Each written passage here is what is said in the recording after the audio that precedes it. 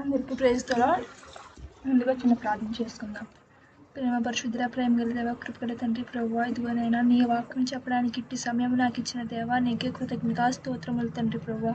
యేసయ్యా చెప్పబో ప్రతి మాటలో దేవా తండ్రి ప్రభువా, మీరే మాట్లాడండి దేవా తండ్రి ప్రభువా. వాక్యాన్ని వారి హృదయాల్లో నాటుకునే కృపను దయచేయండి దేవా. వ్యర్థమైన మాటలను నా నోటి నిండా రానివ్వకుండా దేవా తండ్రి మీ అడ్డు వేయమని అడుగుచున్నాం తండ్రి ప్రభువా. యేసయ్యా మీరే తోడుగా నీడగొండి ప్రారంభం నుంచి ముగింపు వరకు నడిపించి మనం మిక్కిలి వినపూర్వకంగా వేడుకొనిచున్నాం తండ్రి. ఆమేన్. ఈరోజు నేను చెప్పబోయే అంశం ఏంటంటే, యేసయ్య మనసు ఎటువంటిది అనేది నేను మీకు ఒక 3 మాటల్లో చెప్పదలుచుకున్నాను. మొదటిగా ఫిలిప్పి 2వ అధ్యాయము 5 నుంచి 8 వచనములు చదువుకుందాం. క్రీస్తు యేసు కలిగిన ఈ మనసును మీరును కలిగి ఉండుడి.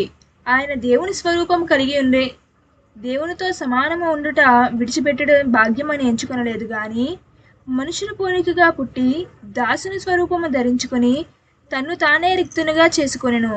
మరియు ఆయన ఆకారమందు మనుషుడిగా కనబడి మరణము పొందినంతగా, అనగా శిలువ మరణము పొందినంతగా విధేయత చూపిన వాడై తన్ను తాను తగ్గించుకొనెను.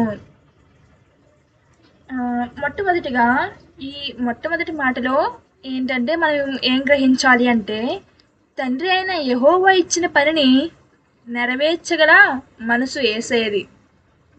తండ్రి ఇచ్చిన పనిని పూర్తిగా అంటే ఎంత నిష్టగా అంటే, మనం యోహాను సువార్త 4వ అధ్యాయము 31 నుంచి 34 వరకు ఒకసారి చదువుకుందాం.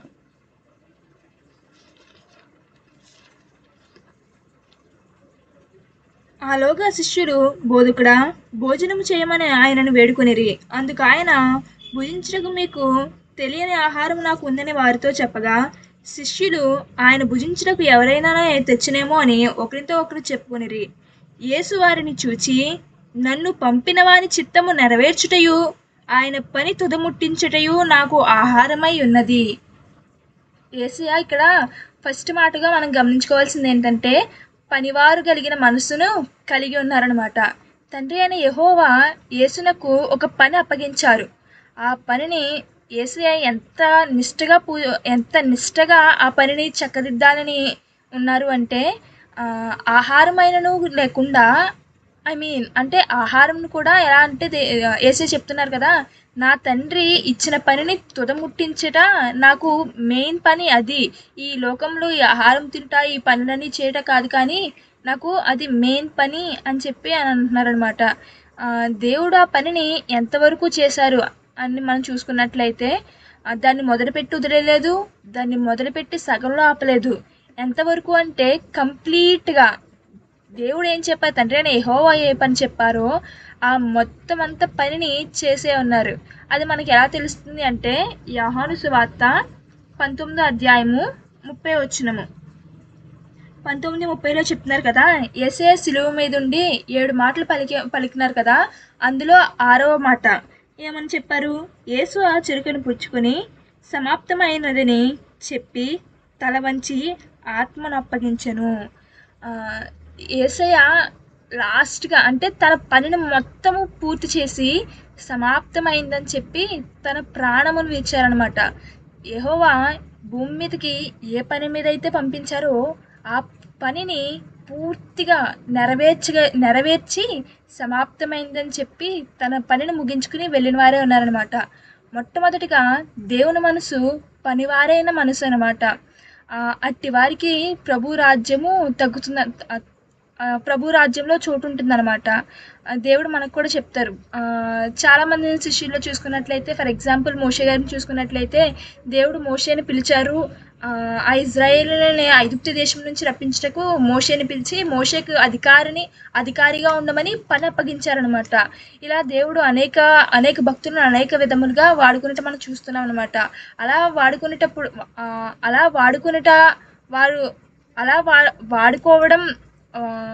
అలా వాడుకోవడం వల్ల వారు దేవుని చిత్తాన్ని ఎరిగి దేవునికి ఎదురు చెప్పక దేవుని చిత్తంలో నడిచిన వారే అన్నారనమాట. దేవుని మనసు మొదటిగా పనివారైన మనసు, రెండవదిగా గలతీ మత్తయి సువార్త 11వ అధ్యాయము 29వ వచనము. నేను సాత్వికుడును. రెండవదిగా యేసయ్య మనసు ఎలాంటి మనసు అంటే సాత్వికమైన మనసు. సాత్వికమైన మనసు అంటే మనం మాట్లాడుకునే భాషలో చెప్పాలి అంటే ప్రశాంతత, శాంతిగా ఉండడం అనమాట, పీస్ఫుల్గా ఉండడం. ఇందులో ప్రశాంతత కలిగి ఉండడం వల్ల మనకు వచ్చేది ఏంటి అంటే గలతీ 6వ అధ్యాయము 1వ వచనము. గలతీ 6వ అధ్యాయం 1వ వచనంలో చెప్తారు కదా, ఏమని అంటే, సహోదరులారా, ఒకడు ఏ తప్పులోనైనను చిక్కుకున్న యెడల ఆత్మ సంబంధులైన మీలో ప్రతివాడును తనను శోధింపబడునేమో అని తన విషయమై చూచుకొనుచు సాత్వికమైన మనసుతో అట్టివారిని మంచి దారికి తీసుకుని రావలెను. దేవుడు మనల్ని ఎలా మనం దేవుడిని ఇక్కడ భూమి మీద చూసాము, సాత్వికమైన మనసు గలవారే చూసానమాట. దేవుడు మనల్ని అందరినీ ఎలా మార్చారు అని మనం గమనించుకున్నట్లయితే కనుక సాత్వికమైన మనసుతో మనందరినీ మార్చిన గలవారిగా ఉన్నారనమాట. మనము గలతీలో చెప్తున్నారు కదా, ఏమని అంటే, ఎవరైనాను తప్పుదారిలో వెళ్ళిపోతుంటే, ఎవరైనా తప్పు చేసి తప్పు మార్గంలో వెళ్తుంటే వారిని మనం ఎలా మార్చాలి అని దేవుడు చెప్తున్నారు అంటే సాత్వికమైన మనసుతో. ఫర్ ఎగ్జాంపుల్ మనం చూసుకున్నట్లయితే ఎవరైనాను సరే తప్పు మార్గంలో వెళ్తున్నప్పుడు వారిని సాత్వికమైన మనసుతో, అంటే ఎలా అంటే, అలా కాదు తమ్ముడు, నువ్వు ఇలా అయితే నీకు మంచి జరుగుద్ది, నువ్వు ఇలా చేస్తే నీకు ఉపయోగకరంగా ఉంటుంది, నువ్వు ఇలా మారితే బాగుంటుంది అని చెప్తే వాళ్ళు వినడానికి ట్రై చేస్తారా? లేక నువ్వు ఇంక దేనికి పనికిరావు, నువ్వు వేస్ట్, నువ్వు ఇలా ఉంటే నువ్వు లైఫ్లో సక్సెస్ అవ్వలేవు, ఎందుకు నువ్వు అసలు ఏ పని చేయకుండా అలా వ్యర్థముగా ఉంటావు, ఎందుకు అలా చెడు అలవాటు చేసుకుంటున్నావు, ఇలా ఈ పని చేసుకుంటే నీకు ఉపయోగకరంగా ఉంటుంది కదా అని గద్దింపుతో కూడిన మాటలతో మనం గద్దిస్తూ వాళ్ళని మార్చాలని ట్రై చేస్తే మారుతారా అంటే ఖచ్చితంగా సాత్వికమైన మనసుతో చెప్పినప్పుడు మాత్రమే వారు మారుతారనమాట. దేవుడు రెండవదిగా సాత్వికమైన మనసు కలిగి ఉన్నారు. అట్టి మనసు మనం కలిగి ఉండడం వల్ల ఎదుటివారిని మార్చగల కృప మనకు వస్తుందన్నమాట. సాత్వికమైన మనసు కలిగి ఉండడం వల్ల రెండవదిగా ఏంటంటే యాకోబు 1వ అధ్యాయం 21వ వచనంలో ఉంటుంది. ఏమని అంటే, సాత్వికమైన వారి ఆత్మ వాక్యాన్ని అంగీకరిస్తుందంట. అంటే మనము చూడండి, గలిబిలిగా ఉంటూ లేదా టెన్షన్స్లో ఉంటూ లేదా ఏదో ఆందోళనలతో ఉంటూ వాక్యం విన్నట్లయితే కనుక ఆ వాక్యము మనం సరిగ్గా వినలేము, ఆ వాక్యాన్ని మన హృదయంలో నాటించుకోలేము. ఆ వాక్యాన్ని మనము మనసులో ముద్రించుకున్నప్పుడు మాత్రమే మనము ఆ వాక్యాన్ని బట్టి మారడానికి అవకాశం ఉంటుంది. అలా సాత్వికంగా లేకుండా గలిబిలిగా టెన్షన్తో ఆందోళనలతో ఇలాంటి వాటితో మనం వాక్యం విన్నట్లయితే కనుక ఖచ్చితంగా మనము వాక్యాన్ని బట్టి మనము మార్చుకోలేము, వాక్యాన్ని అంగీకరించుకోలేమన్నమాట. సో సాత్వికమైన మనసు కలిగి ఉన్నప్పుడు మనం ఖచ్చితంగా మనము వాక్యాన్ని అంగీకరిస్తామన్నమాట. సాత్వికమైన మనసు కలిగి ఉండడం వల్ల మత్తయి సువార్త 5వ అధ్యాయము 5వ వచనంలో చెప్తారు కదా, సాత్వికులు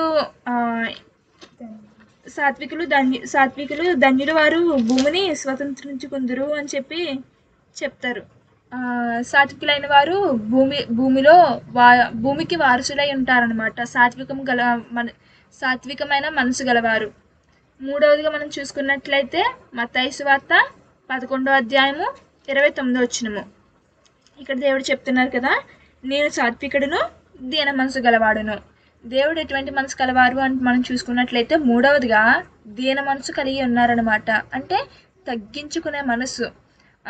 దేవుడు ఎంతలా తగ్గించుకున్నారు మనం చదివాం కదా ఇందాక, ఫిలిప్పు 2వ అధ్యాయము 5-8 వచనాలు. అందులో ఎంతలా తగ్గించుకున్నారు చెప్పండి. దేవుడు యెహోవాకి సమానముగా ఉండి యెహోవాతో పాటు ఆరాధన పొందదగిన వారు తన్ను తాను తగ్గించుకుని మనుష్య రూపములో వచ్చి ఎంతలా తగ్గించుకున్నారు అంటే మరణమైనంతగా, అంటే శిలువ మరణమైనంతగా తన్ను తాను తగ్గించుకున్నారనమాట.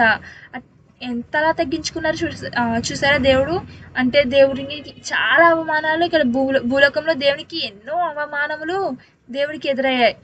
మొమ్మ మీద ఉమ్మి వేశారు, కొరడాలతో కొట్టారు, ఇంకా అనేకులు అపహసించారు, అనేకమైన అవమానములు దేవునికి ఎదురయ్యాయి భూమి మీద. దేవుడు ఈ అన్ని అవమానంలో కూడా ఎప్పుడు కూడా నోరు విప్పి వారికి ఎదురు చెప్పడం కానీ, వారిని ఎదుటి మాట అనడం కానీ ఇలాంటివి ఏమీ చేయలేదు. నేను దేవుడిని కదా, దేవుని కుమారుడిని కదా అని గర్వమైన మనసు మనం దేవుడిని ఎక్కడా చూడం. దీన మనసుగా అంటే తన్ను తాను తగ్గించుకొనొచ్చనే చూసాం తప్ప ఎక్కడనూ కూడా ఎదురు మాట చెప్పడం కానీ, లేక గర్వపడడం కానీ ఇలాంటివి ఎక్కడా కూడా మనము బైబిల్‌లో చూసినట్లు ఉండదనమాట. ఎంతలా తగ్గించుకుంటారు అంటే మనం చూడండి, ఫర్ సపోజ్ ఎదుటి వాళ్ళ చెయ్య అనుకోకుండా తగిలిందనుకో, ఏంటి కళ్ళ కనిపించట్లేదు ఎందుకు కొట్టావు అని చెప్పి చెయ్య తగిలినంత మాత్రాన మనం ఏంటో ఎదురు తిరిగేస్తాం, వాళ్ళని ఎదురు కొట్టేస్తాం. కానీ దేవుడు మాత్రం ఒకటి తక్కువ 40 కొరడా దెబ్బలు తిని కూడా ఏమీ మాట్లాడకుండా దీన మనసు కలవారే మన రక్షణ కోసం దేవుడు అంత దీన మనసు కలిగి ఈ భూమి మీద మన కోసం వచ్చారనమాట. ఈ దీన మనసు కలిగి ఉండడం వల్ల మనకి ఏమొస్తుంది అంటే, 1 పేతురు 5వ అధ్యాయము 6వ వచనంలో చెప్తున్నారు కదా, దేవుడు తగిన సమయమందు మిమ్మల్ని హెచ్చించినట్లు ఆయన బలిష్టమైన చేతి క్రింద దీనస్థులై యుండుడి. మనము హెచ్చింపబడాలి అంటే ఖచ్చితంగా మనము తగ్గించుకునే వారిగా ఉండాలన్నమాట. మనము మన భూలోకంలో ఉన్న మన ఆస్తిని బట్టి, లేక మన దగ్గర ఉన్న వస్తువులను బట్టి, మన స్టేటస్ని బట్టి, మనకున్న క్యాస్ట్ని బట్టి, ఇలా అదర్ థింగ్స్ని బట్టి మనము గర్విష్ఠులై ఉండకుండా, చదువుని బట్టి లేక అందాన్ని బట్టి ఇలా అనేక విషయముల్లో మనము గర్విష్ఠులై ఉంటాం అన్నమాట. నాకేంటి, నేను ఇది కదా, నాకేం తక్కువ ఉంది, నాకేం తక్కువ లేదు అని చెప్పి మనం హెచ్చించుకునే వారిగా ఉంటాం అనమాట. అలా హెచ్చించుకోకుండా మనము తగ్గించుకుంటూ మనం నడిచిన యెడల దేవుడు మనల్ని హెచ్చించే వారిగా ఉంటారనమాట. అలాగే మత్తయి సువార్త 5వ అధ్యాయము 3వ వచనంలో చెప్తారు కదా, ఆత్మ విషయమై దీనులైన వారు ధన్యులు, పరలోక రాజ్యము వారిది. మనము దీనస్థులై ఉన్న యెడల పరలోక రాజ్యము ఎవరిదంటండి? దీనులుగా ఎవరు నడుస్తారు భూలోకంలో? పరలోక రాజ్యము వారిది అని చెప్తున్నారనమాట. ఒకసారి మీకు మళ్ళీ రీకాల్ చేస్తాను చిన్నగా. దేవుని మనసు ఎటువంటిదంటే, మొదటిగా పనివారు మనసు. తండ్రి అయిన యెహోవా ఇచ్చిన పనిని పూర్తిగా సమాప్తమైంది అని చెప్పి దేవుడిచ్చిన పనిని ప్రతీది కూడా పూర్తి చేశారనమాట. యేసయ్య ఇక్కడ పనివారు మనసుగా ఉందన్నమాట. రెండోదిగా చూసుకున్నట్లయితే సాత్వికమైన మనసు. అలా సాత్వికమైన మనసు మనము కలిగి ఉన్న యెడల మనము అనేకులను మార్చగలము. తర్వాత మనం సాత్వికమైన మనసు కలిగి ఉండడం వల్ల వాక్యాన్ని అంగీకరిస్తాము. సాత్వికమైన మనసు కలిగి ఉండడం వల్ల భూలోకాన్ని స్వతంత్రించుకుంటాము. ఓకే, మూడవదిగా మనం చూసుకున్నట్లయితే దేవుని మనసు ఎటువంటిది అంటే దీన మనసు. దీన మనసు మనం కలిగి ఉండడం వల్ల దేవుడు మనలను హెచ్చిస్తారు. దీన మనసు కలిగి ఉండడం వల్ల పరలోక రాజ్యము మనకు వస్తుంది అన్నమాట. యేసు ప్రభువుకి కలిగి ఉన్న ఈ మనసును ప్రతి ఒక్కరము కూడా అట్టి మనసు ప్రతి ఒక్కరికి కలుగును గాక. ఆమేన్.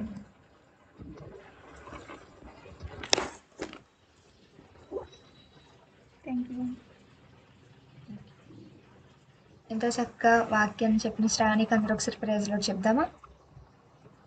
Praise lord.